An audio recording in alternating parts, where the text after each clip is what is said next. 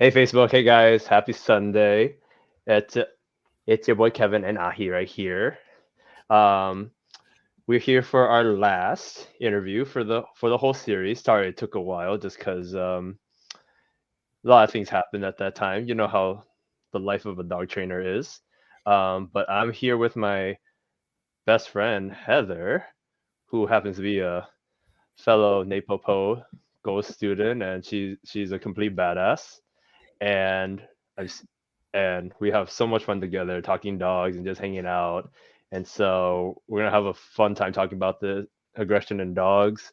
And for you guys jumping in, watching, feel free to just say hi, or if you have a question, we're gonna answer. We're gonna have some time a little bit to answer some questions later on. So Heather, why did you tell us where you're at and what you do?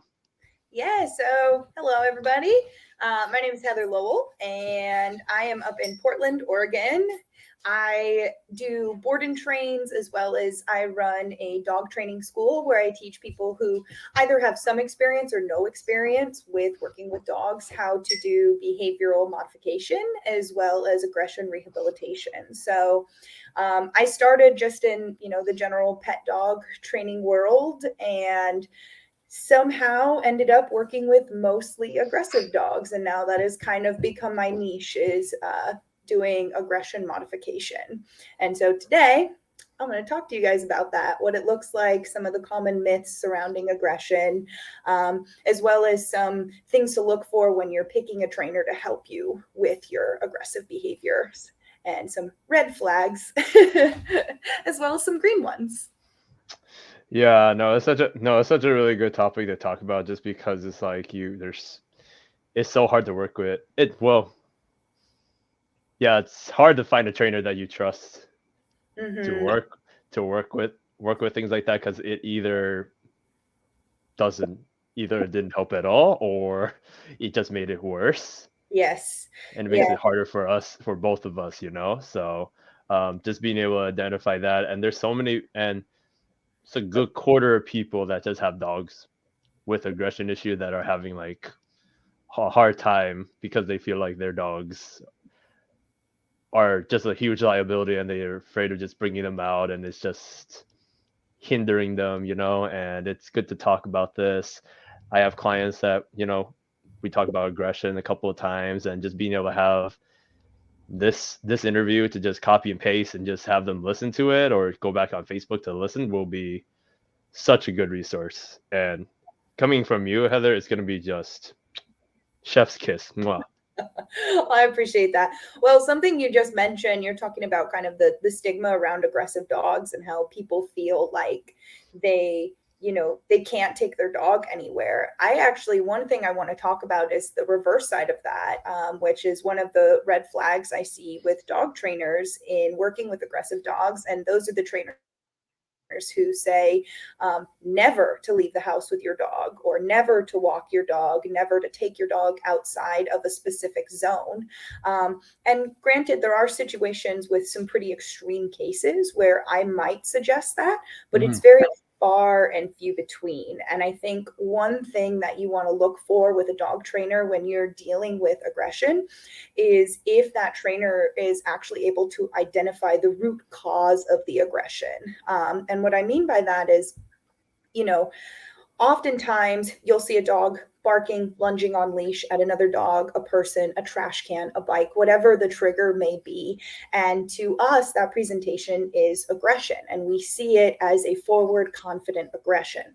And I can tell you, after working with hundreds, and I truly mean hundreds of dogs, it is a very, very low chance that that is actually coming from a place of confidence. It's more likely coming from a place of fear. And if you misidentify the root cause of the aggression, then you're going to treat the aggression inappropriately.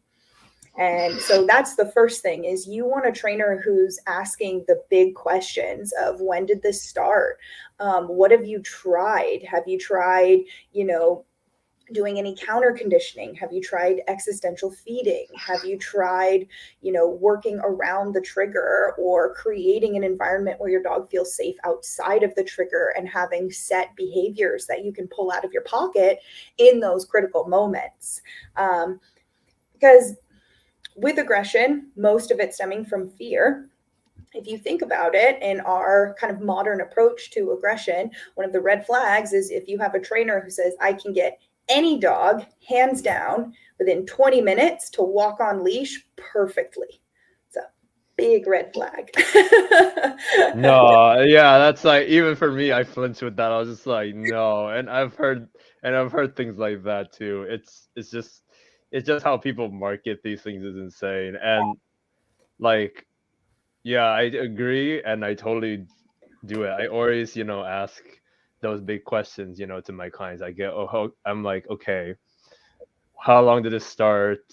What do you guys do? Do you have prior training? And then also just like anything in the routine change, or if like when was his last vet visit? It's just so Yes. important to just ask those questions because people, when I talk to my clients, people just want to solve Mhm. the dramatic like the behaviors like barking and the like lunging and just the whole thing when they don't look at like what's causing it. It's like I kind of compare it to like it's like kind of like an anecdote kind of thing, or it's just like I compare it to like cutting the weed. If you keep trimming the weed, you keep cutting it, but you don't go down to the weeds just keep growing, and then it just keeps if you work with the main issue, like once you take out that little stem or root of like what's causing it, Mhm. then that aggression or that reactivity or those other things dissipate slowly, right? Yes. So we're looking for like the main reason why he's feeling this way, like the main reason like why does this dog do this behavior and why does it work for him. um it's just being able to dissect that and then talk to our clients and say, okay, your dog is not actually is like being fearful. Your Mhm. dog needs confidence or reassurance and advocation that you can keep him safe. And Exactly. once you take that role, you know, okay, cool. Then he doesn't feel like he needs to resort to that. And even just like I've always asked, even though the dog looks healthy, I ask, hey, how's his joints? How his legs? Like, does he have hip dysplasia or was What's the he? diet? Yeah, what's his diet? It's like eating like if you're eating raw food, raw diet, if you're eating like a really good diet, okay, cool. And you had blood tests all figured out, cool. If you're eating Beneful or you're eating like, a McDonald's cheeseburger every Sunday because that's your routine with the dog, I'm like, okay, we gotta switch that up. Or free feeding, It's like all these things, Yeah. it's just big factors to consider. Yes. So, but Absolutely. yeah, just looking at the core, what's going on inside the dog, what's motivating that whole response from them is the important thing. So, Exactly. And, a dog can't say, my stomach hurts. They're just going to be a little bit more irritable and flash their teeth when you lay on their stomach. And so we see the surface level symptoms of something that is, like you're saying, the deeper root that's going on. And kind of building off your analogy of just trimming the root and trimming the root. Another way to look at it is if you have like a bottle of Coca-Cola and there's a Mentos in it, you can screw on the lid super tight and you can patch all the holes. Like, it starts to spray out one way, you put a piece of duct tape on it, starts to spray out the other way, you put another piece of duct tape on it. But at the end of the day, that bottle is going to blow because what you haven't actually taken care of is the Mentos that is in there. And that is the true cause of what's creating the aggression. Now, that's not to say that there aren't genetic factors or that odd case where the aggression is truly something neurologically wrong with the dog. And mhm. that has happened. And that's, something that you can identify with the vet visits. And like you were saying, one of the first questions that you want to ask when you have a dog with aggressive behaviors is this all of a sudden, did they just pop up overnight. All of a sudden, your perfect, wonderful golden retriever is showing teeth and resource guarding and getting very reactive on leash? Or is this something that you watched build over years and years and years, or you allowed to build because when they were small, it was cute? And if you're not able to identify those things and you're not actually able to fix the problem, you're just going to create a bottle that will eventually explode. And so, with behavior modification, that counter conditioning is such a big piece of the puzzle, because that is what is going to change the emotion that is creating the triggered response in the dog. And another analogy that I like to use is spiders. So let's say, for example, you have a dog that is barking, lunging, getting big and scary at the end of the leash every time they see another dog. And you know, because you've identified with your trainer, this is coming from a place of fear or insecurity. Well, there's a couple things you can do. Like if I'm scared of spiders, if I go within 20 feet of a spider, every time I get within that range, someone hands me a cupcake. Eventually, subconsciously, my brain is going to start to pair a spider with a cupcake. And then you keep on and you go to 10 feet, spider, cupcake. Again, I'm eventually going to start associating spiders with cupcakes subconsciously. It's not something I'm outwardly going to express. It's a very slow change that happens over time. There will be a point, though, where that cupcake doesn't matter because the spider is too close. And that's often something that we overlook with aggression and reactivity in dogs, is we want to get to the point that you plop the spider right on my head. That's never going to happen. I've got about like 5 feet before I don't care about the cupcake anymore. And we also have to be able to identify that within our own dogs as well, is where is that threshold that is as good as that dog can be around that trigger. And that's okay. You know, it's okay to have a dog that doesn't need to meet every other person and dog you pass on the street. And it's okay to have a dog that doesn't go with you to the farmer's market or a cafe on a busy Sunday. That's Mm-hmm. it's just information. Yeah, I mean, 100% agree with that, because it's just because like every dog is bleh, sorry, I can't English. Um, every dog and person is an individual, like on its own. So it's like if you try to get your dog with these aggressive issues or just reactivity, expecting that he's gonna go say hi to everyone like this golden retriever over here, that's too much of an expectation. And I think also too, like, because you can still have your dog can have a great life without having to go make friends with new dogs or new people. Like they can still have a fun time. You just have to. I'd rather just teach them to just coexist. Look at that person go running over there, looking at that dog over there, being like, "Oh, okay, cool, no problem," right? And move on and just continue their life. Because I think we as people, as like pet owners, kind of put too much expectation on dogs, and we put too much like pressure. Whether we get a puppy, we compare it to our previous dog, or we just have like a certain like, yeah, I want my dog to do this when he might not be fit for the job. And it's it's also important how owners react and handle the dog's behavior, because if the owner is like yelling like stop it, no, and the dog is being fearful, then the dog is like just extra confused at that point. Mm-hmm. And it's just ha- having just being able to just say like, hey, you can't go to the dog park, but you can do this instead.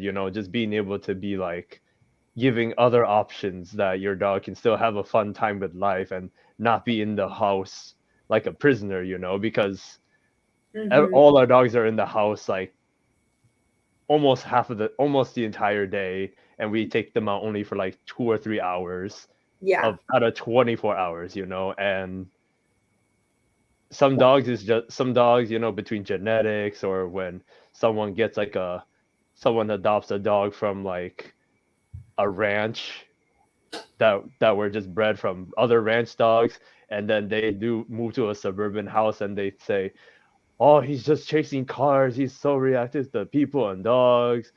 And Mhm. I'm just like, I wonder why, Yeah. because it's so important to just, you know, and that's why I tell owners, it's like when you have a dog like this, you might not be able to take him to the dog park, you still able to take him out and do some fun stuff, whether it's, you do like some sports with the dog, or if you do like, you go for like a nice quiet trail walk, or you have him just hang out with the dogs he's already friends with and like do some play dates with them instead of just like go to a random dog park to find some other person letting their dog hump the dog, and then like it literally not being your dog's fault. It's literally the other dog causing the issue. So there's a lot of outside factors as well, that's just like we have to consider. But that's all great points. Yeah, absolutely.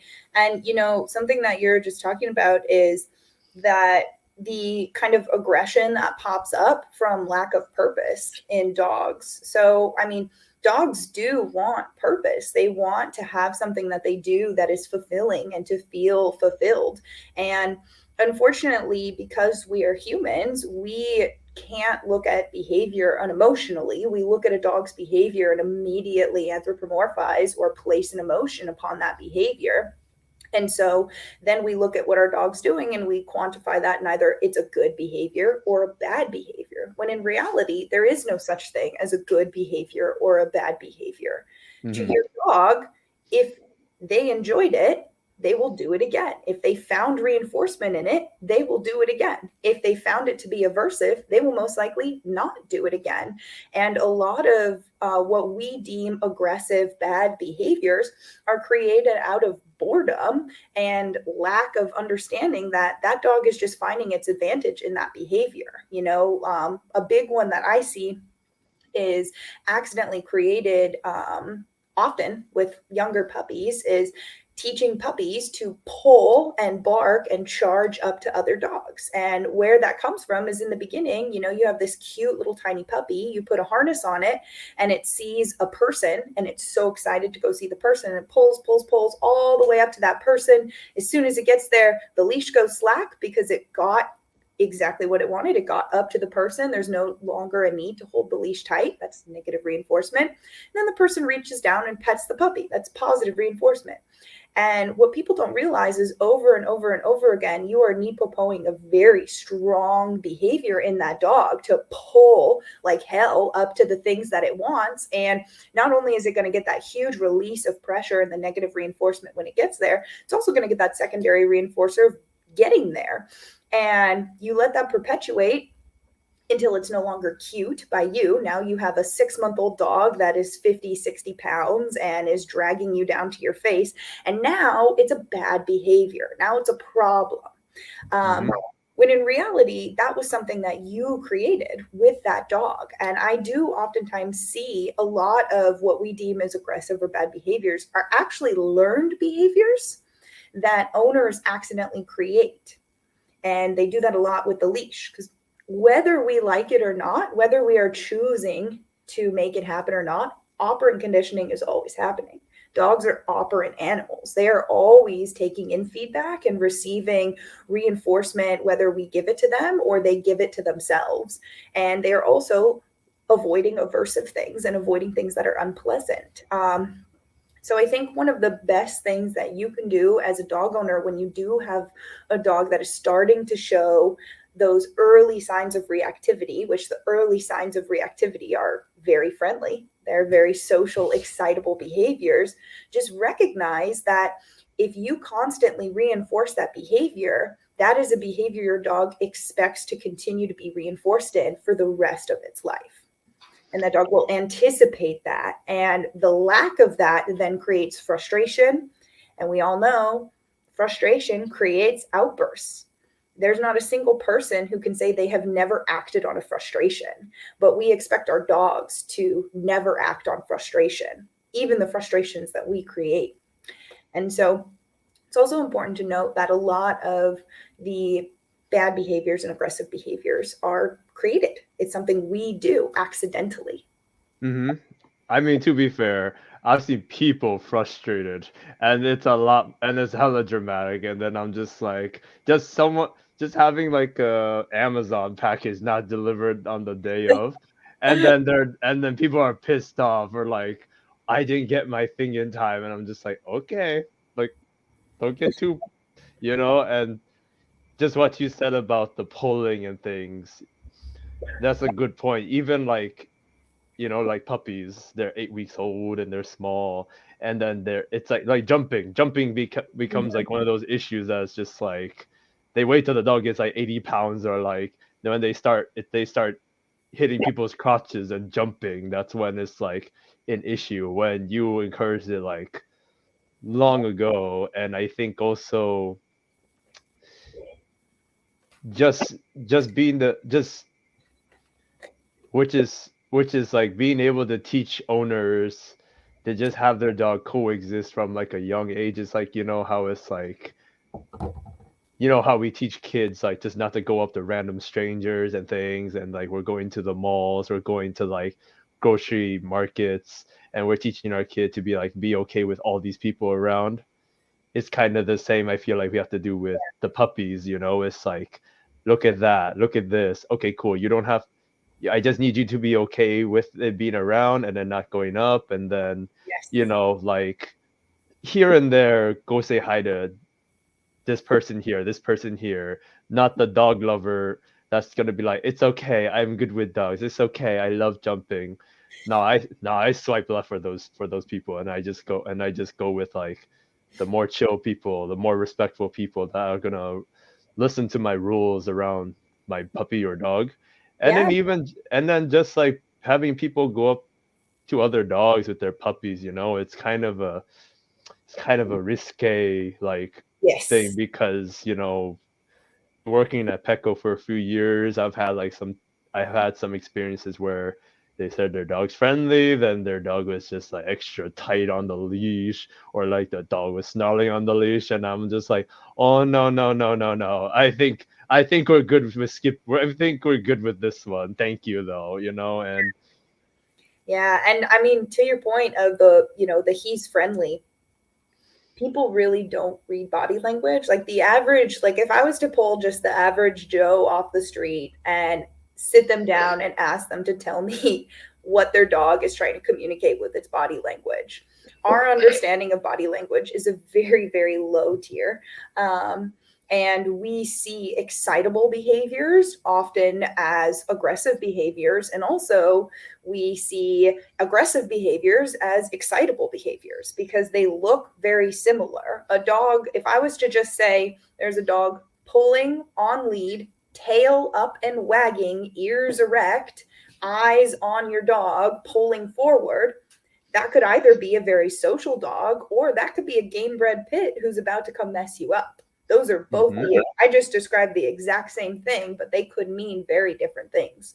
mhm, Um, and another, kind of branching back into how we can accidentally create some of the aggression and reactivity that we don't want in our dogs. Another way that we can do that is by making our dog feel unsafe in public spaces by constantly having them greet other dogs because, they are operant and they are also always trying to figure out what their role is. They want to know, what is my role in this situation? What is my role when I'm out on leash? And on leash, your dog does not have an option to run away if they are afraid. They don't have an option to leave a situation if they are uncomfortable.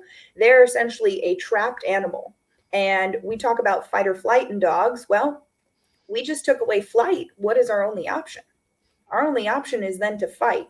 And so, if you think about it, when you're laying that foundation with your puppy and you go up and you let him meet this dog and that dog and this dog and that dog, and they haven't yet understood that there's things that they should fear in that life, or they're, not in that part of their fear period or critical period. They've never had a bad association. But then they do that one time. They have that bad association where a bigger dog knocks them over, or scares them, or barks, does something to elicit that fear response. According to your puppy, he still has to go meet every dog he sees. And so now, instead of looking at all of the dogs around him as things that are just in the environment, he's looking and he's calculating, okay, I'm kind of scared of that one, so I'm going to bark at that one. I'm excited to meet that one, so I'm going to bark at that one. And they're starting to create that fear response of, I need to be big, loud, and scary and tell that other dog to stay away from me because I can't run away. Mm-hmm.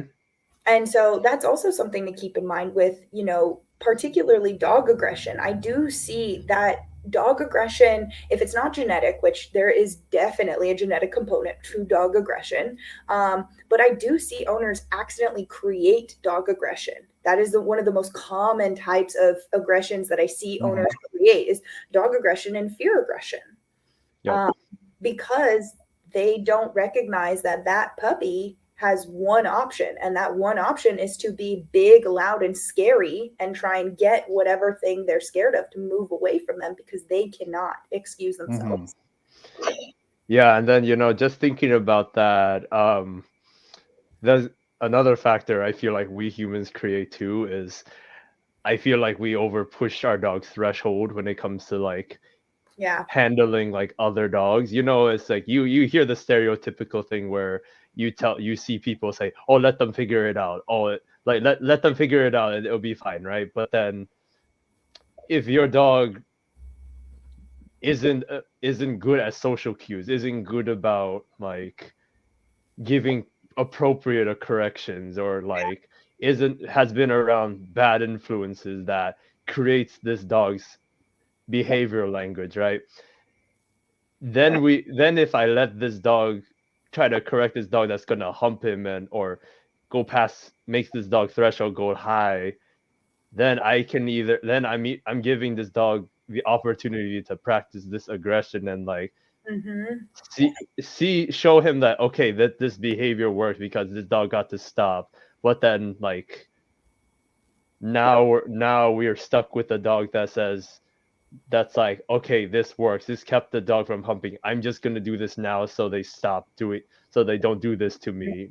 Yes. And right, like I've had my like I'm gonna pull out my Malinois for an example, right? Like my dog like Nova, she's not even from here, she's from like Malaysia, and she's like came as react she was so reactive. She came from like a backyard knowing her siblings and her mom, and she comes to America and there's all these dogs like different shapes and sizes, and just she's Mm-hmm. like bark bark bark, and was like that for almost 2 years that I worked with her, and I finished college training Labradors and Goldens. I'm like, I think I'm hot shit. Then I get this Malamud, and I'm just like, okay, this is not working. But like after I started my business, and like she was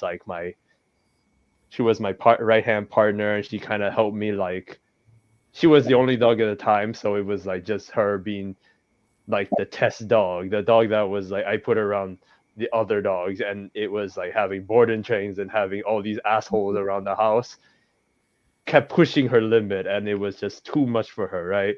Yeah. Before she would just play, shrug it off, and just move on, right? But now she's at a point where if you get too much into her face, or you try to hump her, or you just try to start a little posturing, immediately just goes for it, and like for me as a responsible owner, right, like I know what my dog can do, but I still take her out to like the beaches, off leash hikes, and I'm still doing fun things, but I'm aware of what my dog can do. And like if I see a dog like 2 yards away causing shit over there, I'm immediately gonna call my dog to go like heel next to me or leave it, stay right here, and we get a good distance. Then I can send my dog. I go Nova free, and Yeah. like I have to make the best decision for my dogs before they decide to, because there's been times that as a dog owner I've been upset with my dog, or like, why do you do this? And every time I think of it, it's like, okay, this is my fault, and I put her in those situations. So no, I just have to live with the dog that I have, and then just be responsible and just know what situations I put her in, and then like have a good impulse control and have it where like she can be with me if Mm-hmm. there's a dog that's messing with her. I deal with it, and then I go on and live the rest of our lives happy. Absolutely. And that's the big thing is the advocacy of it. And advocacy is a huge, often uncomfortable piece of dog ownership because it is awkward as a human to tell another human, no, you may not pet my dog. No, Hmm. your dog may not greet my dog. It's awkward and nobody wants to do it. It's just a weird social situation that we're in the United States where it's almost expected that if you have a dog in public, it is public property, which is wrong. But that is the public expectation. And I have had rehabilitation cases where the dogs have done a full change. They've done a complete 180. They now feel confident out in the space with me, but they will never get to that point with their own owners because their owners aren't able to handle that uncomfortable piece of owning an aggressive dog. And that's the advocacy side of it, of being very, very firm when you tell someone absolutely not. Like Hmm. that is not okay. And like you're saying, you advocate for Nova. Like I've done big beach hikes with you, and we've hiked to Nova with like 15 other dogs off leash. And the whole time, I mean, we're each, 10 finger kicks deep, but the whole time we're watching all the dogs and we're watching the interactions and we're pulling dogs away if they're being rude. We're putting them in downstays. We're watching to make sure other dogs that are not trained are not joining our pack. And we're very clear in our advocacy for our own dogs and also for what, like you're saying, what Nova can do. Like I know what Simcoe can do. So I'm not going to put him in a situation where he can hurt another dog or he feels Hmm. the need to hurt another dog because I know he could. Hmm. And that advocacy it's a hard, uncomfortable piece of owning an aggressive dog. Yeah, no, yeah, like I have to tell people, like because I've discussed things like, like, hey, if a dog comes up to you running off leash, you have to know what you're doing at that time, Yes. because it's like whether, because like I know how you teach it, where it's like if something happens like that, you have your dog's in a solid downstay, and then you go up to the dog and you deal with it. And Mm-hmm. like I've told people, like have something on hand, whether it's like like a citronella spray or something where it's like even like I've had it where J Jack was gave me this idea about having those rock poppers that you hit on the street. They make those poppy noise and you pull some out of your tree pouch and you throw it where the dog was about to run and make those startling sounds and make them go away, or like chuck Mm-hmm. it or chuck a shoe or have an umbrella or even Pet like a corrector. pet corrector. I Yeah, had to that's what talk I always carry. I had to chuck my pet corrector when it ran out of air. It was like I was just like, all right, fuck it. I have no air. All right, here we go. And then even like my friend Adam Gibson, like when he teaches his large group classes, and then he has like a link to like a little taser thing on Amazon. It's like a pink taser, and he tested it on himself. He had one of his staff members test it on himself to see how strong it is, and it's strong to stun him. And I was just like, he's like, if you really need to have it, it's right there. You pull it out if a dog really goes for you, right? Because it's like if a dog goes after you mid walk, and it's like you couldn't, like we're all stressed out, and the dog got attacked. Then that dog is it's just gonna set that dog back, especially if it had reactivity already, and then Yeah. it just makes all the progress. Like you're starting back to square one, and then it's like we want our dogs to look to us and like make it feel like we're keeping them safe and like keeping keeping the peace, even though like we can't control the whole thing in environment, but we can look the part and just Mm-hmm. um We can create the illusion of control. yes, we can create that illusion. And it's just so important because like I have dog training has such a spectrum. Either it's like, and well, I'm sure we can talk about this. Like, I'm sure we can talk about this too. But it's like from the veterinary behaviorists to like the like forestry, not all forestry, but some where it's just like there's like all management and medication, and then like no walks and things like that to work on the reactivity. But then on the other spectrum, it's like harsh averse to training, punishment, and just like the dog's not allowed to look at another dog and just a voice the whole time. But that's the Coke and Mentos. That bottle's gonna just explode out somewhere else. Yeah, like it's gonna like it's just there. It just suppress, and then it gets bad soon. It gets bad once that bottle opens up, and you're like, shit, you know. But like that's why it's like picking the right trainer is important. Mm-hmm. As I just worked with like some, I'm just working with a healer that like they adopted a dog from a family from like a family friend or friend, and then they get the dog, and the dog is like reactive to dogs, people, cars, and then resource guards mom from the husband, and they go to a veterinary behaviorist, and it was just like medication, no walks, and then I come in and I'm just like, there's so much more they've missed out. Like they said, okay, we're gonna prescribe you gabapentin, trazodone, and all this, but they never really talked about like the relationship. They never talked about like what they can do Or outlets to for the drive. It's a cattle dog. It clearly needs an for outlet. out for outlets, you Mm-hmm. know, like having some opportunities to practice like leadership, like giving directions and just Mm-hmm. having good interaction with the dog, right? They never like they never talk about like the bare minimum stuff, like the things you and I know at the back of our head, you know, it's like how's your relationship with this dog?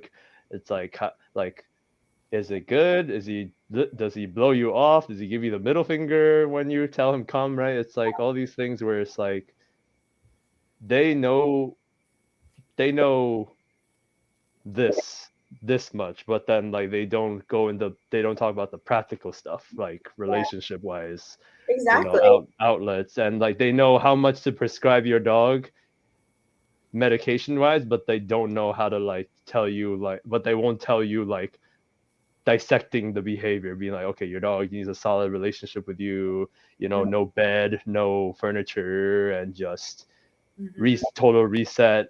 And then even the walk, like, you know, people want dogs to also want dogs to actually take out on the walk, you know, and it's like Mm-hmm. then the dog's just cooped up at home, not like Lord knows, just going cuckoo, you know. Yeah, absolutely. And I mean, that's another important piece to the puzzle when you're dealing with aggression is once you can isolate the cause of it, if you know your cause is fear, okay, your outlet is confidence building. If you know your cause is a genetic human aggression and it's a confident forward human aggression, okay, here's an outlet. This is the situation where you're allowed to bite the shit out of something and Mm-hmm. and we can control it and we can learn to work on it together. Even for my own personal dog, Simcoe, who many of you have probably met, he's a fantastic dog. He's a service dog. He's calm, cool, collected, very happy in the work and very confident. He was a reactive monster when we first got him. He was scared of his own shadow, bark, lunge, the whole nines at anything that went around him or near him. And even to this day, like I would consider him a human aggressive dog because he will actively go chase, catch, bite a person. That, according to me, is human aggression. But it's on cue now. And that's the difference is if you can isolate the root cause of the aggression, then you can pick an appropriate outlet for it and put it on cue and teach the dog impulse control around it. If my dog is able to control himself, stay in a focused heel, do an entire obedience routine around a decoy, and then go nail that decoy, he can also then control any human aggression he may feel out in the world. And that's often a piece of the puzzle that's overlooked with dealing with aggression, especially if you're only dealing with the aggression with medication and don't take your dog anywhere. That's another way to create a bigger problem that will come out somewhere else, because you're not allowing the dog to be who they are. And Mm-hmm. once you figure out what the problem is, or not even the problem, what the cause is of that outburst, then you can isolate it. You can put controls around it. You can give them an appropriate outlet for them. And you can also use a balanced approach to teach them when it is and isn't appropriate to have those moments and to have those outbursts. Um, Mm-hmm. but it all has to come together. You can't just crush it because it'll come out somewhere else. You also can't just ignore it because it'll still come out somewhere else, and you can't avoid it because, let's face it, we live in a world and in a society where you cannot walk your dog without seeing another dog. You just can't. Mm-hmm. You can't walk your dog without seeing another person. You can barely even take your dog from your house to your car or to an area to go to the bathroom without running into bikes, strollers, scooters, dogs, all of these triggers. And so saying that the way that you're going to fix or overcome the aggression is to just isolate the dog is, it puts a lot of pressure on owners and makes them feel like they're doing something wrong when they can't do that. Because let's Mm-hmm. face it, nobody can do that. I can't keep my dog in an aquarium forever. I simply Mm-hmm. can't. Now, if he was in an aquarium for his entire life, yeah, I could probably squash the aggression and, keep my distance and make sure that I'm not setting him off. But that's not the world we live in. Mm-hmm. You Yeah, no, I totally agree with that. I mean, like, I understand why it's like, even though I don't agree with it, but like I understand as to why like people suggest like not no walks because they just don't want the cortisol levels to stack and go higher, right? But Mhm. the thing is just like, client normal pet owners won't understand that, and then I have to, and then here I am having to be like, okay, the reason why they had you do this is because they don't want the cortisol level to go up and stack. But I do, but it's just like sometimes like medication and then you add some training, sure, like that's fine. But if you just rely as the medication being like, you know i've got the I've got the answer to all your issues in one bottle right here for like half of your life savings, it's just like, no, right? It's just, there's just no way. And I'm trying to Yeah, think I try to think. I had another thought, but it just left my head as I it's was, in one ear and out the other. you Well, know. on what you're saying on the that kind of push to just like isolate the dog or just like control the dog constantly and just having that, having to constantly just maintain this animal rather than teach them or give them any guidance. I have been on the hunt for a very long time for a really good e-collar study that looked at cortisol levels and actually used the e-collar in the way that they did define it. There's a lot of studies out there that say, we're using an e-collar to teach a behavior. And by definition, teaching means that you are reinforcing because you want the behavior to happen again. So that means you're either using it as positive or negative reinforcement.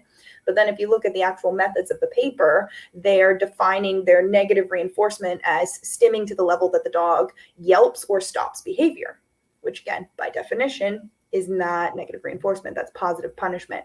But I Mhm. did finally find a good study that was using an e-collar and looking at cortisol levels. And what the study did is they had hunting beagles and they allowed the beagles to chase after like a stuffed rabbit. And then they did like the baseline cortisol level testing. And the training was, we're going to teach the beagles to leave the stuffed rabbit after they've already gotten a lot of success in chasing the stuffed rabbit. And we're going to do that in 3 different ways. We're going to use an aversive when the dog actually touches the rabbit. So we're going to use 3 aversives on a high stim level as soon as the dog bites the rabbit. We are going to restrain the dog physically on harness so it can't get to the rabbit. And we're going to teach a here command using the e-collar and having a high stim or aversive if the dog ignores the here cue. That one's a little muddy, but what they found is the dogs that were restrained had the higher cortisol levels than the dogs that had just an aversive stim and then understood not to go touch the rabbit. And so a lot of what, um, you know, force-free communities and behaviors are trying to do is they're clearly there for the welfare of the animal. Um, but we have to also take into account that if you were to give a dog a choice between, I am going to just not tell you what the answer is, but there is an answer and there's a right answer and a wrong answer. I'm not going to tell you which one it is. I'm just going to have a little bit of resentment towards you every time you make the wrong decision, like that petty roommate. That builds and it ruins your relationship with your dog over time. And I would much rather, like, if there's an answer to a test and you're going to sit me down and I need to take this test, I would be so frustrated If every time I ended the test, you never told me if I got the answers correct or incorrect, you were just kind of disappointed. I would be very frustrated. Mm-hmm. And so that's also, when you're talking about using medication in dog training, that is just a piece. You need to also teach the animal because they are operant animals and they are capable of learning. And that's what they Mm-hmm. want to do. They want to learn how to do the correct thing. Yep. I think also too, and this is kind of just think about like when people follow like Lima, least intrusive, minimal aversive kind of thing, right? Like I feel like if you give the dog like the medication and things, if you just it's not like if the dog has too much medication, right? That's not a good life. The dog's just like blurred, slurred, and just like it's just medicated to just stay like calm, but it's like a mask to it. Like if it helps a little, cool. But if you're just like, I feel like just giving dogs medication, just making them dog all sluggish is a lot more invasive versus like going up on a e-collar using like correcting them on a high level. It's like one and done. It's like done. They get it and they walk away, right? Versus the dog, yeah, you're doing this like for 3 months all slurred.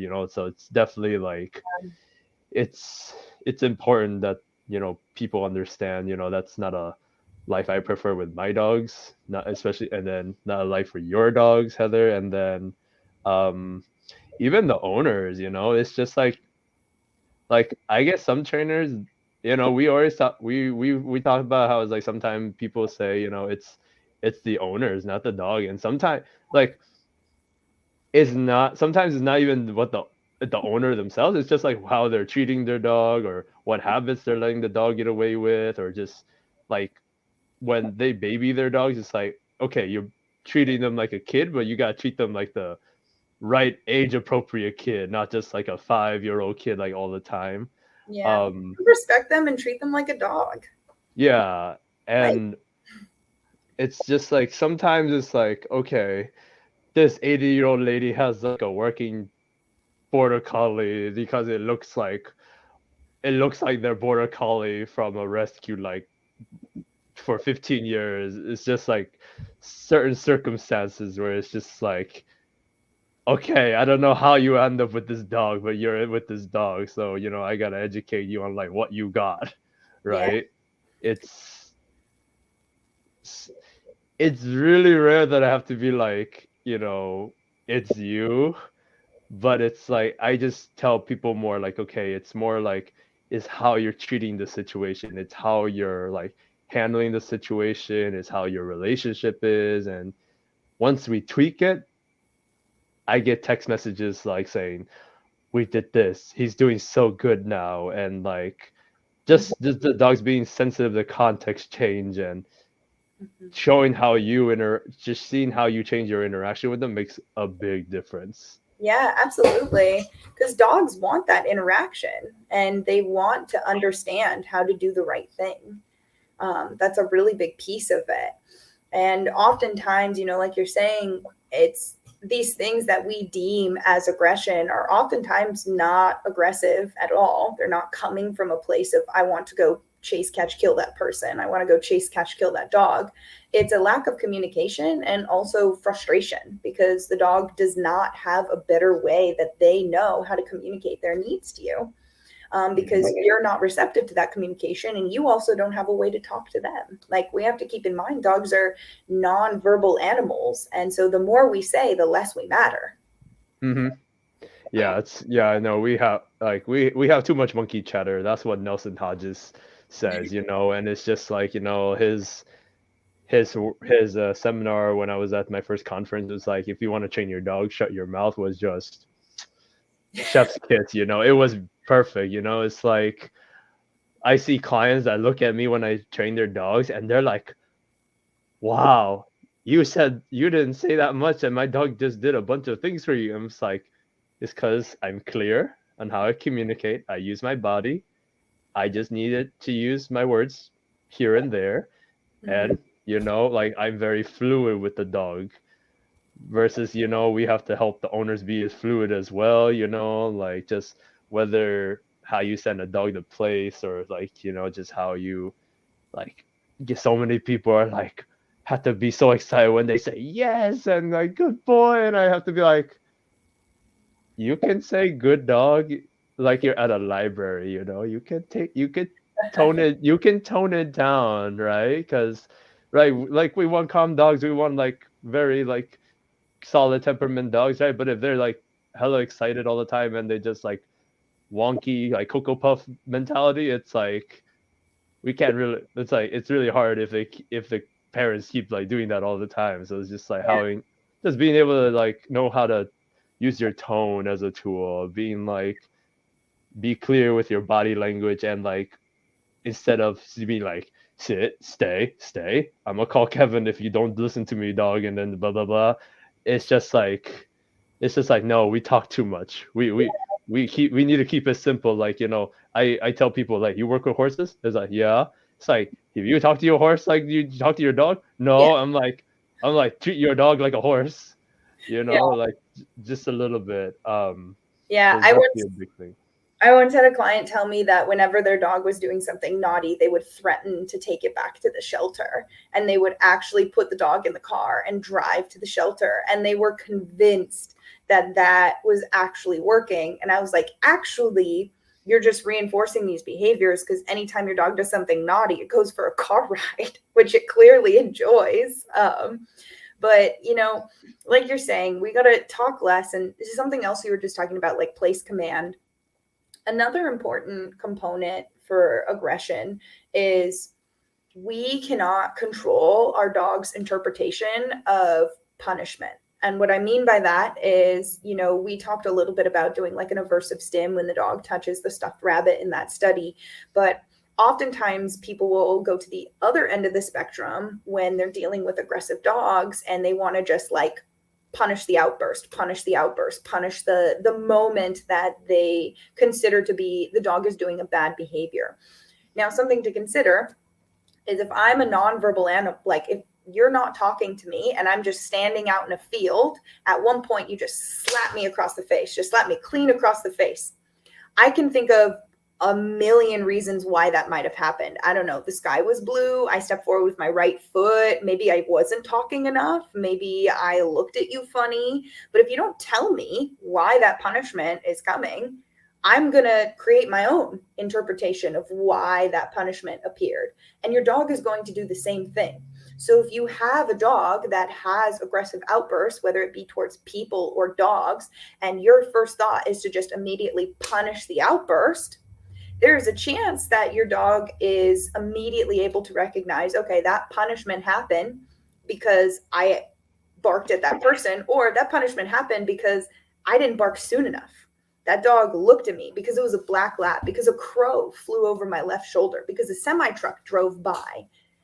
And so when you're dealing with aggression, it's really important that you also teach a non-compatible behavior. And rather than just punish the dog for the aggressive outburst, you teach your non-compatible, like place command, sit, down, stay, heel, whatever flavor works best for you and your dog. And when you see the trigger, you put the dog into the incompatible behavior.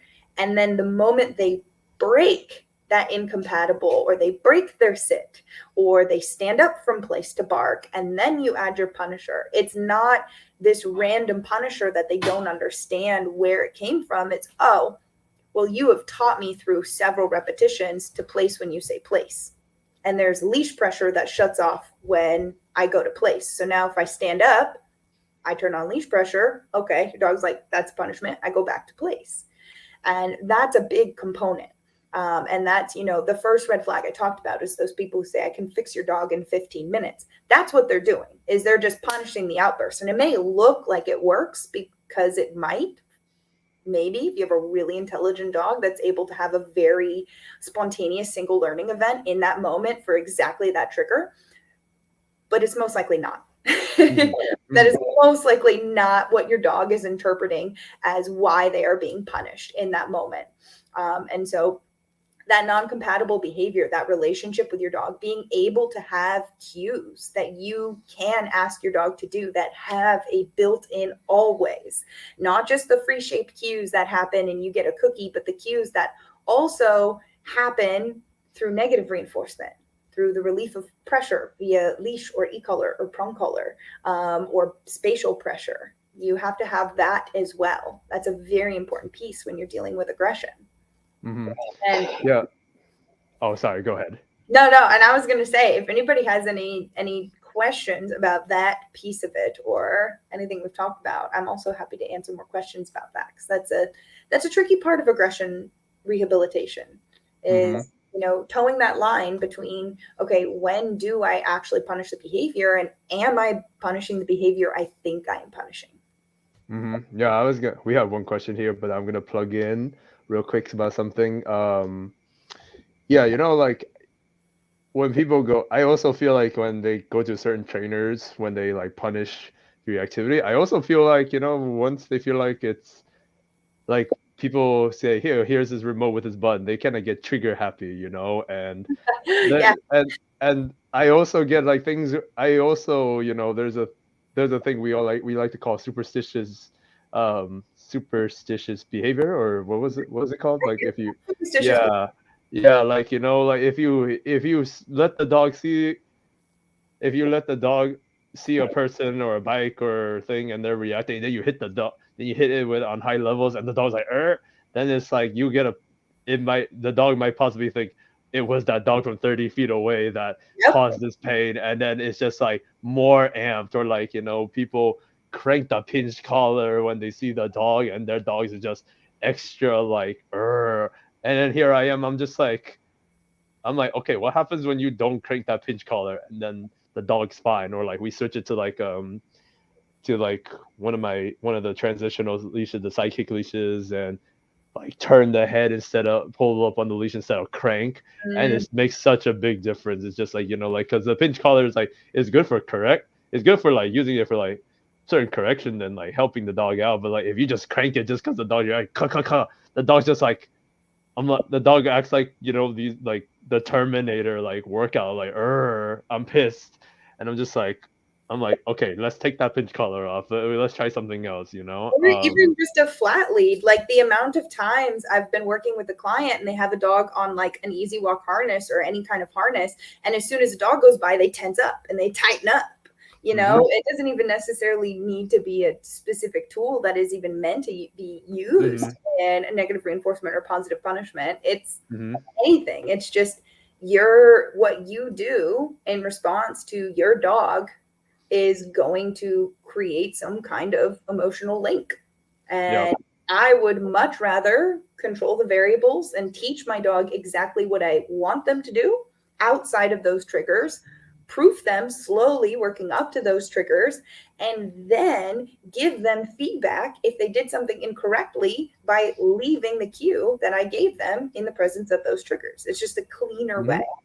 Yeah. No. Because yeah, definitely. Because like I had a client maybe down in like Marin County, and they had a dog. They had a dog trainer work with their dog in Colorado when they were house hopping, and they said, "Oh, here's an e-collar. Oh, if she runs off, just use the e-collar on like a high, like it was like a dog truck collar or something like that." And then it was like, "Oh yeah, use it when she gets too far, when she's about to chase a dog or something like that." And it was like off leash. And then we go to the park, and I'm like, okay, what's your dog's level on this dog truck collar, on this e-collar? And they said 50. And I'm like, 50? I was like, 50? I'm like, it that hot? I'm like, really? And I'm just like, yeah, she don't feel it till 50. And I'm just like, and then I was like, no, I'm like, no way. And I'm just like, as soon as he pressed, and I was just like, okay, come here, give me that remote. Let's go down. Let's say like we went down to 10. Man, like me tossing a treat at this dog head, the dog already, like before the econ was already like, ugh. Then I'll just like go all the way down. I'm like, two, two, no flinch, but responded to the e-collar, and I was just like, okay, no. I'm like to this owner and the wife, I'm like, okay, no, she's feeling it at 2. You do not need to go 50 unless the dog is running to the highway and chasing a cat or something. But it's just like did recall, did like walking with the leash and following them on 2 or on 5. I'm just like, see, I was like wondering, there's no way this dog's at a 50. Like, that's Yeah. insane. But it's just like educating people on how to use these tools, educating people because we already have like enough of like Europe and England banning e-collars and then San Francisco banning the distributions and things like that. It's like we need to like have more good representations of these tools and not enough and not more of these like cruel stories and things like that. And I It's think, yeah, and I think it's less that, we need more. I mean, we need more good education around these tools, but I think it's just we need more good education around operant conditioning and better education about dog body language and building behavior and creating behavior. okay. So what do you guys think about dominant dog collar in a situation where dog-to-dog aggression is likely currently working with a client who's adopted a Wheaten Terrier will play nicely with a dog and yet suddenly explode with seemingly no trigger? So, couple things. There's always a trigger. There's always a trigger. There's never a if you ever okay, I will quantify that. If you ever have a dog that truly explodes with no trigger, it is a neurological issue. It is most likely epilepsy. It is most likely something wrong with their brain. Um, what might be happening and what often happens specifically with terriers is terriers are not very good at, I mean, no dog is good at this, but terriers especially are not very good at controlling themselves in a overstimulated state, just like us. Like, if you think about it, my favorite example for this is like the two different kinds of summer camps that you take your kid to. In summer camp 1, they do all these loud cheering games and everybody get excited and scream as loud as you can. Yeah. Okay, now run as fast as you can. Yeah. Okay, now everybody sit down and color. Guess what those kids are not going to be able to do? They are not going to be able to sit down and quietly color versus the other summer camp where we're all going to stand in a circle and we're going to quietly do a Simon Says game where you have to mimic your instructor and you're going to turn to the person next to you and you're going to do a calm exercise with the person next to you. And then we're going to sit down and we're going to color. Those kids are more likely to have success in that because they're not already in an overstimulated state. And oftentimes with terriers, and this happens with a lot of young dogs as well, but I see it more so in terriers, as soon as they're overstimulated, they're not controlling, they're no longer in control. They're just acting. They're doing what feels good to them. And terriers are also kind of bullies. Like they like to get slapped around a little bit. They're very tough, very hardy, very gamey dogs.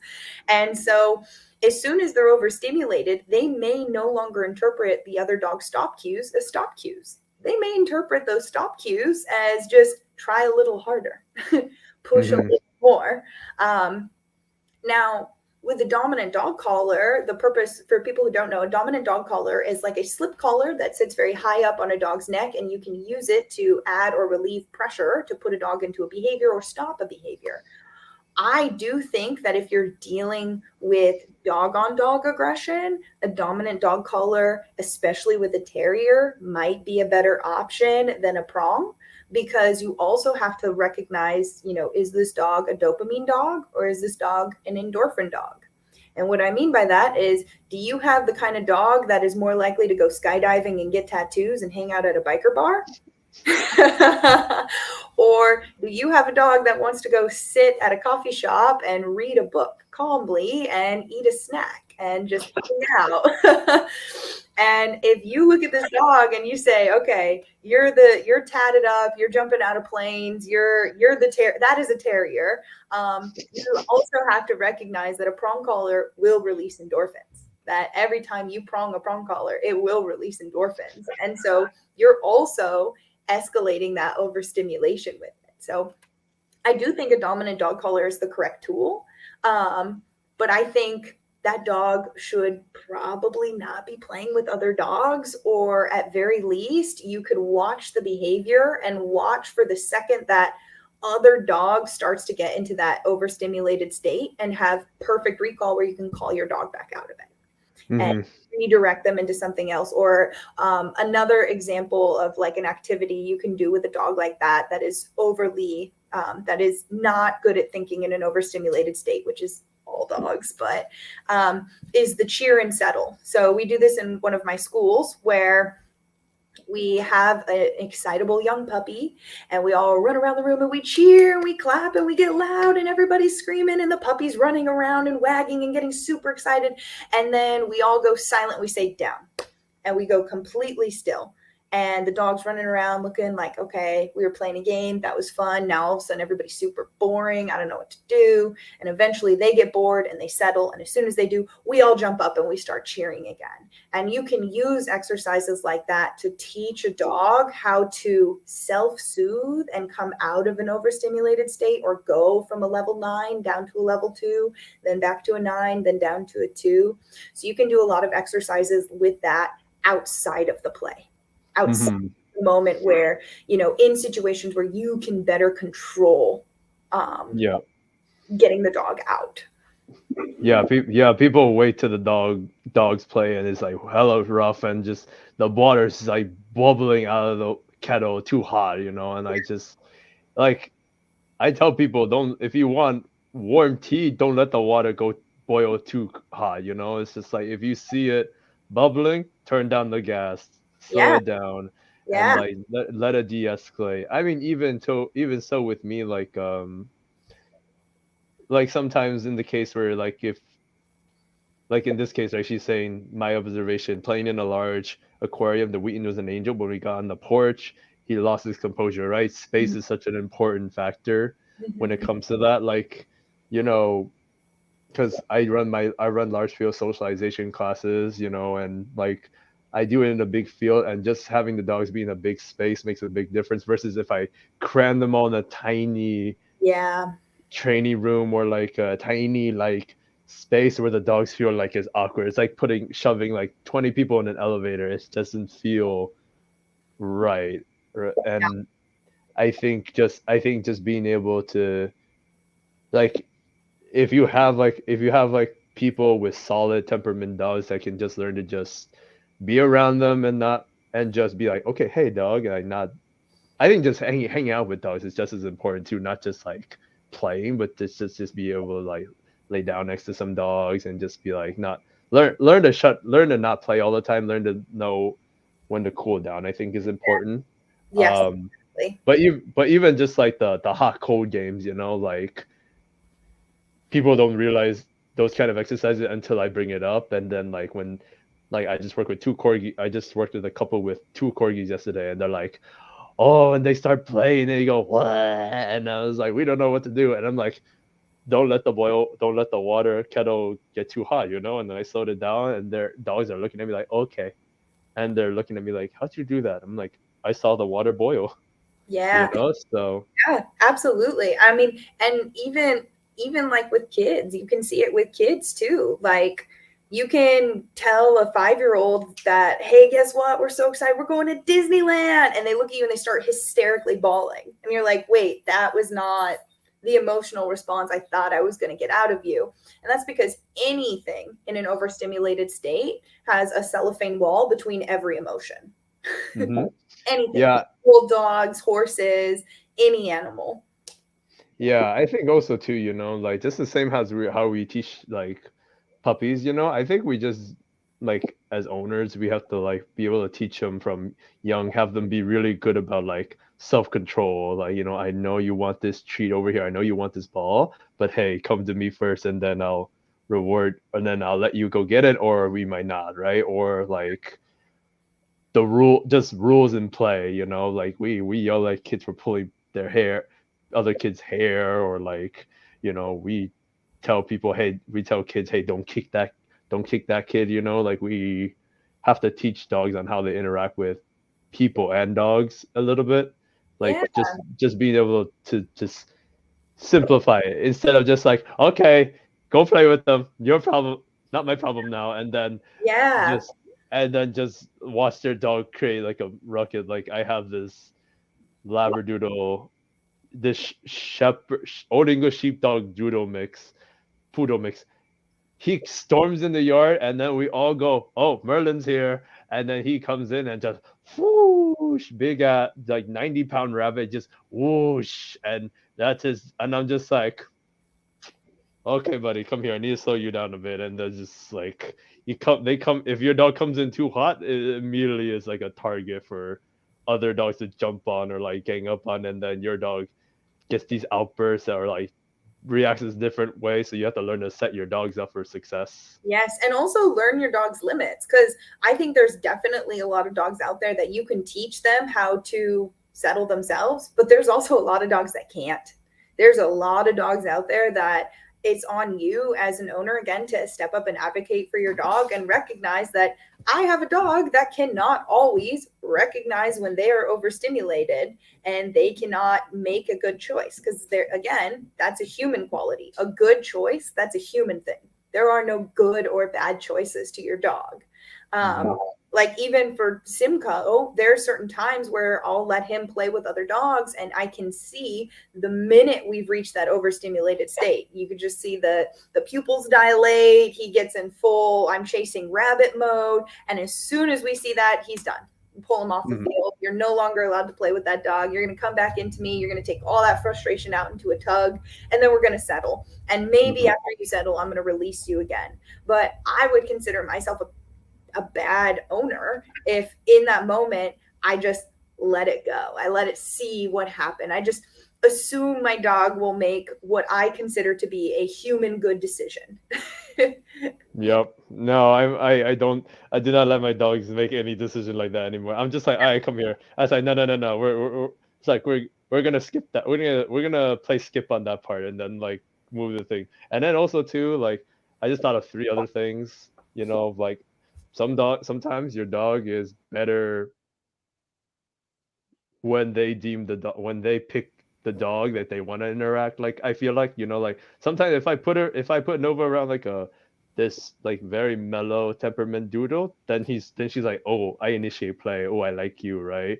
If I put her around a dog that's like hella pushy like a husky, and then I saw that, I'm just like, nope, you would not, she would not pick that. But like intact males, shit, she acts like a 1 year old, like foxy mama, literally just like play vow, smells them, be like, oh, you got balls? I like balls, and then just like play vows, just a little spin. She's like, chase me, and I'm just like, okay, you can never, okay, intact males can do you no wrong until they hump you, but otherwise you like them, you choose, you approve of certain dogs. Most of them you're like, okay, keep walking, right? And it's important to like sometimes identify that this to make it easier instead of just assume every dog is the same.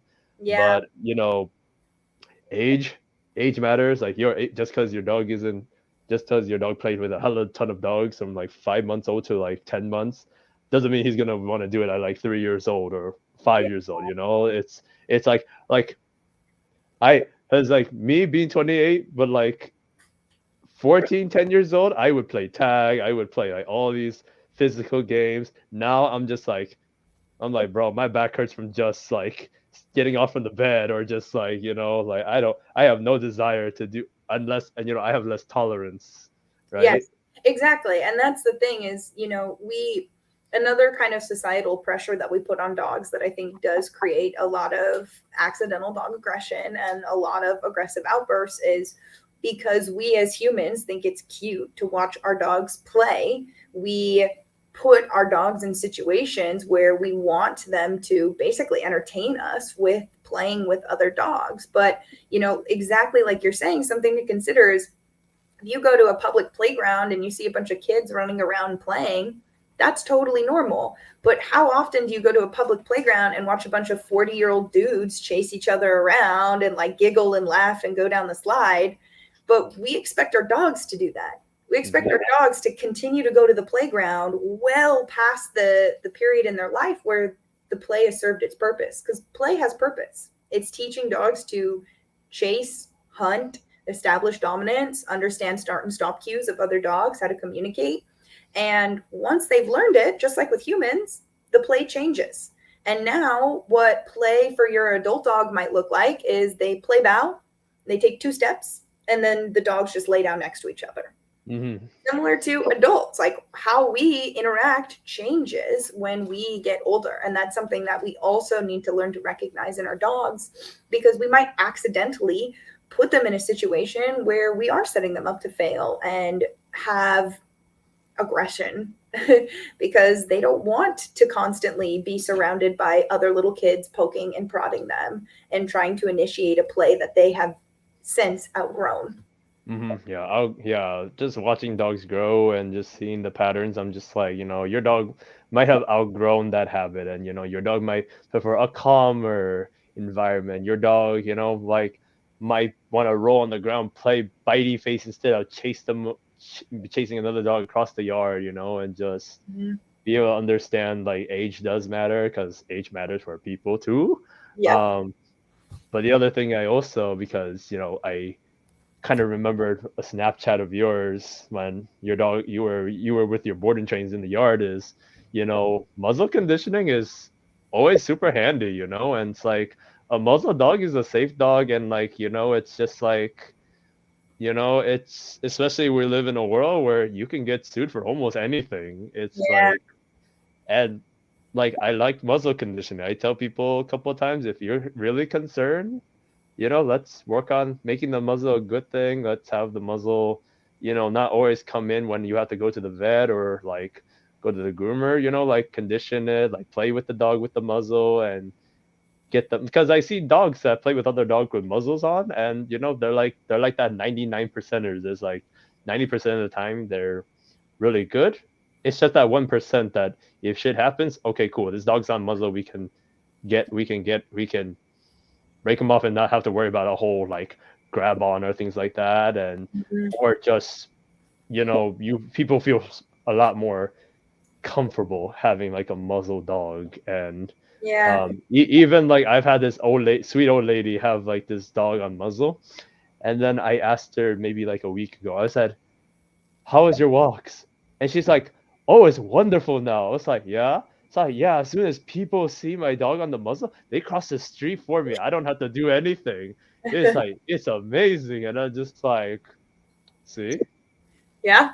Well, and something else to consider too, and another piece of the advocacy puzzle is because we do create the illusion of control, and it truly is an illusion that I can Hmm. roll all of the variables out in a public space when I really don't.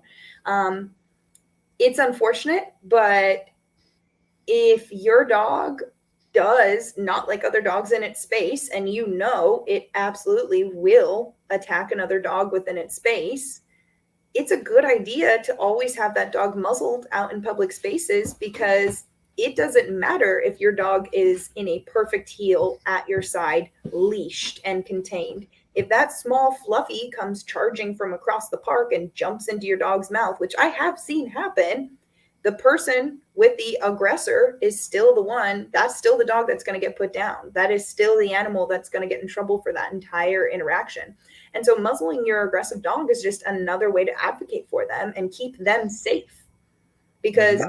it's a difference between that little fluffy running and jumping in your dog's mouth and that little fluffy getting a muzzle punch and running away. And that's a very big difference. Yep. No, it's, yeah, like, especially in this crazy world of ours, like, like like I like having the muzzles, not even like a last resort, but just be like, hey, let's work on this so your dog's comfortable, right? Like I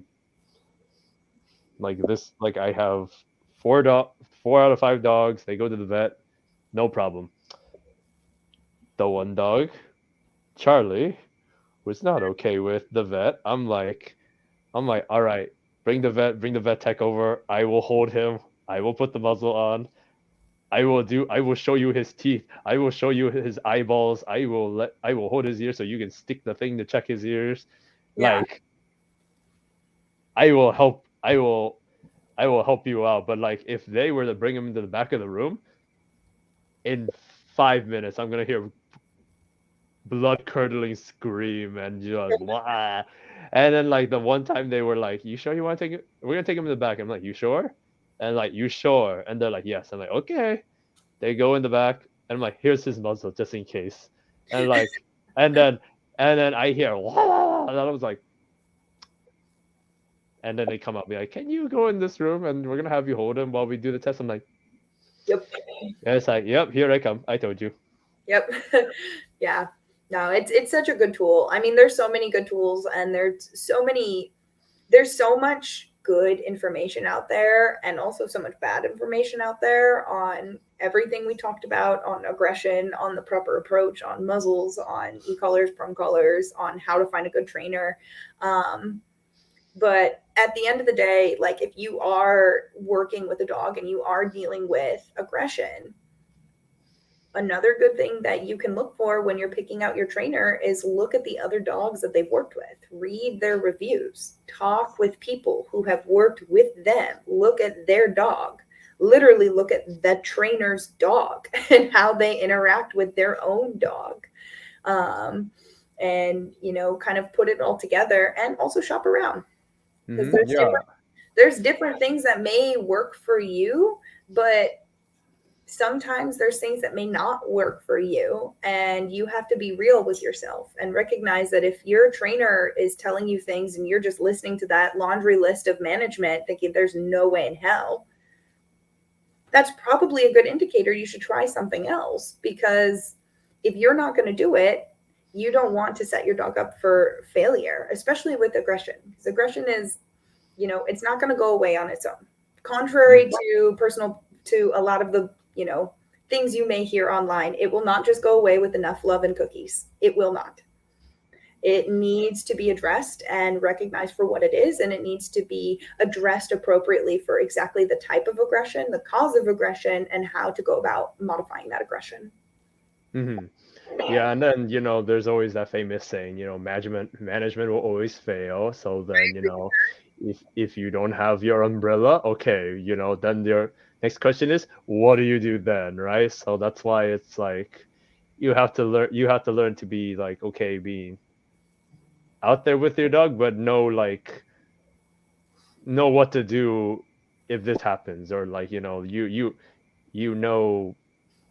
where to go, what to do, you have like a backup plan to your backup plan, kind of. And um yeah, even just like, yeah, talk to the trainer. If the trainer is totally just like, oh, I can fix your dog in like 20 minutes right now, and or just it's just very, i think I think also close-minded, like if the dog, like, we're dog trainers, we can be very egotistic.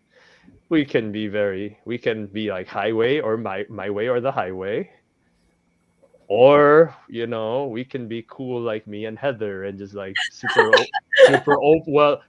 well open-minded, and just be like, okay, this didn't work for you, okay, let's try this approach, right? And then just have a whole toolbox. Like, my toolbox is like as It's big as, yeah, my toolbox is as big as the luggage, because I've learned from Grisha Stewart. I've learned from like all the great, also really, really, really incredible trainers, and like I just know how to talk to people, and I don't guarantee anything. I like say, like, there's never a guarantee in dog training, but it's like I can at least say I can make your lives easier, teach you, educate you on what you guys need to do. And like, if there's a trainer that's just like, no, this is the only way to do it, I'm just like, no, no, yeah, you do not need that trainer on your belt. I want to be your first and your last trainer that you can call and help, because yeah.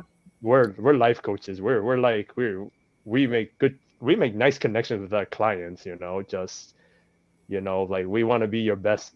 Well, we want to be your friend, and some of them we be your best friends, but we want to help you out, but we're not going to make you like go on the plank for not doing something, so. I do hold my people accountable a little bit, but definitely, within reason. And, you know, something else too, we talked a lot about the, one end of the spectrum of what to avoid in a trainer, like the person who says, I can fix your dog in 20 minutes.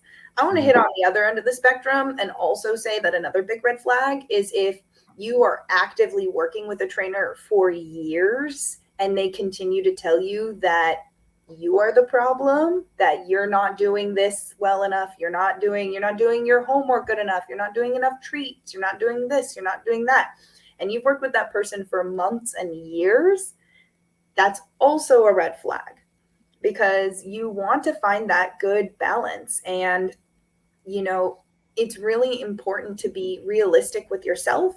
And if I like, there has been cases in my life that I know that I'm not going to be able to necessarily get that dog to the point that it is going to be safe enough to live in that household.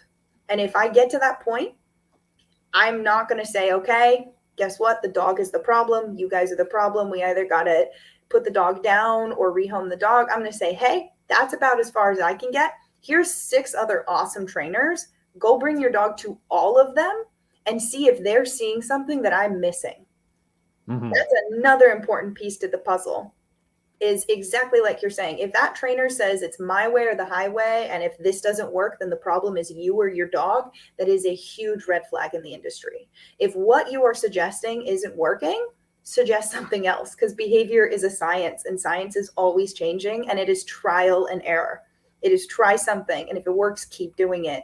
And if it doesn't, do something else. It's not try it, and if it works, great. And if it doesn't, your dog's the problem. Yeah, that's why I'm so like blessed to have so many networking people and friends. Like when I go to like the International Association of Canine Professional conferences, I have like friends that, like if I don't know the answer, if someone asks me this really detailed question that I do not know, I'm gonna be like, "Hi, Heather. How do you answer? Hi, Heather. How do I? What do you think?" Or like oh, Derek. So Derek. Or like if I go just like I do not know the answer, I tell them, okay, I will go. I have friends that I can reach out to ask, and I will get back to you eventually on this, right? Like, and then like if they move, like if I have clients that moved out of different states and then like go to somewhere else in part of the U.S., I go, what city? Where in Colorado? And they go Boulder. I go, okay, cool. I got this. I know this friend over here. I have another dog trainer that's close by, and just I just know people that I can just be like, look, I don't know how to deal with this. I might know, but I know some people who have more experience that can educate you. I got you this far.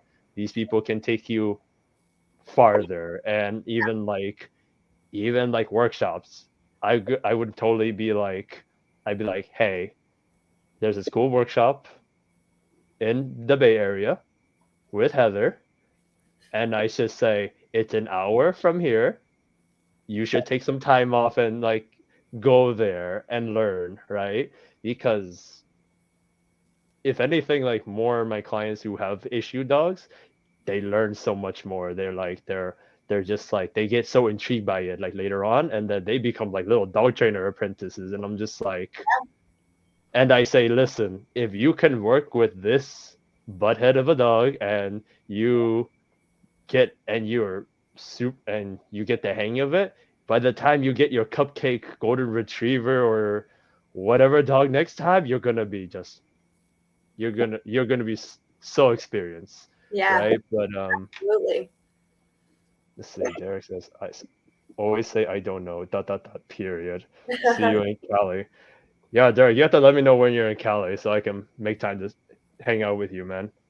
But yeah, this like these are all such really good points that just like people need to listen to, and then just be like, wow, this is so like light bulb moment. And there's there's just so many ways. It's just like it's so important to just educate people, and like with this video, I'm gonna send this to like a bunch of my clients just for them to listen to, and like let like it gives them peace to listen to me talk with other trainers, because they're just like, oh my god, or like they feel so much better after hearing it, and then they feel so much more educated on it, Yeah, well, especially. having an aggressive dog is isolating. Yep. It's very isolating, but I gotta say, you guys are not alone. Anybody out there with an aggressive dog, albeit human aggressive, dog aggressive, fear aggressive, dominant aggressive, barrier aggressive, whatever flavor you've got, you are not alone. And if you're struggling with it, like Heather, Heather is a great trainer to send to for boarding trains if you're looking for one, and she'll be worth every single penny. I promise you. Yeah, well, I appreciate that. And also, I mean, there's a lot of really amazing trainers out there and a lot of really amazing information. And if there is one parting piece of advice I want to give people who have aggressive dogs, who are working with aggressive dogs, it's remember to enjoy your dog, because dealing with aggression and constantly being hyper vigilant and dealing with the management of an aggressive dog is a lot. It takes a lot of spoons. And remember every day to do one thing that you and your dog enjoy together so that you are always kind of balancing that out. Because, Abs- Absolutely, I totally agree. You get a dog for a reason. You gotta find some time to enjoy your dog and not just worry about what your dog's gonna do like every time. Like do something that you both love, enjoy your dog, and be flexible. Like don't just think I gotta go say hi to every single dog. It's like no, you can have them ignore dogs and have a great life. You don't have to yeah, isolate them at home and make them fat to get them to not do shit. It's yeah. we got too many chunky dogs. So There's no correct way to own a dog. There's no one correct way to own a dog. yep, There's the best way for you and your dog, and that is going to be different for every person and every dog. absolutely. So um yeah, Heather, was there anything else you wanted to add, or do you think that was we got it all out of it? Yeah, I think we got most of it. I got some Bernedoodles I got to go do some training with. So, All right, perfect. So, like, guys, if you guys leave a question or something like that, Heather, you can always just message us directly or just put it in the comments. We can always just answer it. But, like, so Heather, if people wanted to reach out to you or, want to learn from you more, like, how can you do that? You got any events going on that a trainer or two can learn yes. from you? Yes, so I teach two schools. You can reach out to the email that is below. There's the camera that is below.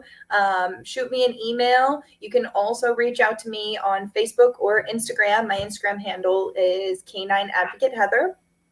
I have a couple of schools coming up. One of them is fully booked. I apologize, but I will have more in the future. So if you are an aspiring trainer and you want to learn the craft, I have a school for that. If you are interested in the NEPOPO side of things, I do also offer private coaching virtually as well as in person, and I'll be hosting a gold school August 16th through 20th that is specifically dealing with this kind of situation. So using NEPOPO as a way to help aggressive pet dogs. So not those dogs with the perfect drives and the perfect everything that are ready to go. Those dogs that have a little bit of nothing that you need to build from the ground up. That is what I will focus on in my gold school. Lastly, I will be hosting a seminar in the Bay Area. Let me look at the date real quick. I will host a seminar in the Bay Area on August 13th. And this is a seminar for dog owners, not necessarily dog trainers. This seminar is kind of flipping the script, and it's teaching dog owners how to be better dog owners, how to advocate for their dog, how to read their dog, how to read their dog's drives, and how to give appropriate drive outlets. So if you want to learn how to be a better dog owner and how to build a stronger relationship with your pet dog, I highly suggest coming to that seminar. And you can find more information about that if you email me. You can also find information about that seminar on the website korucanine.com. Sweet, sweet, awesome. So, like guys, thank you for watching. Thank you for, asking the questions. And, this was a great series. I'm gonna take a little bit to think about some more topics and probably won't have another series till like maybe later, like maybe in a year or two. But I appreciate you guys listening in. And Heather, she's my bestie.